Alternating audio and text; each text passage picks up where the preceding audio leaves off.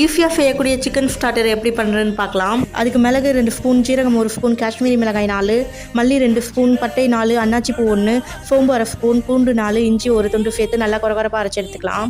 ஒரு கடாயை ஹீட் பண்ணிக்கலாம். அதில் 2 ஸ்பூன் நல்லெண்ணெய் சேர்த்துக்கலாம். ஒரு கொத்து கருவேப்பிலை, வெங்காயம் 100 கிராம், பச்சை மிளகாய் 2 நீல வாக்கில் கட் பண்ணி சேர்த்துக்கலாம். வெங்காயம் கண்ணாடி பதம் வதங்கினதும் நம்ம அரைச்சி வச்சிருக்க மசாலாவை சேர்த்து ஒரு 2 நிமிஷம் வதக்கிக்கலாம்.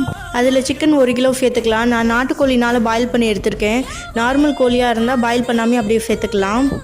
சிக்கனை வேக வச்சு எடுத்துருக்கனால லேஃபாக தண்ணி தெளித்து ஒரு 5 to 10 மினிட்ஸ் வரையும் ரோஸ்ட் பண்ணி எடுத்துக்கலாம். நீங்கள் பிராய்லர் சிக்கன் டைரெக்டாக சேர்த்தா 15 to 20 மினிட்ஸ் மட்டும் குக் பண்ணி எடுத்துக்கலாம். இதில் இப்போ தேவையான அளவு உப்பு சேர்த்து ஒரு 5 மினிட்ஸ் மட்டும் ரோஸ்ட் பண்ணி எடுத்துக்கலாம். இப்போ பாருங்கள் 5 மினிட்ஸ் ஆயிடுச்சு, நல்லா ரோஸ்ட் ஆயிடுச்சு.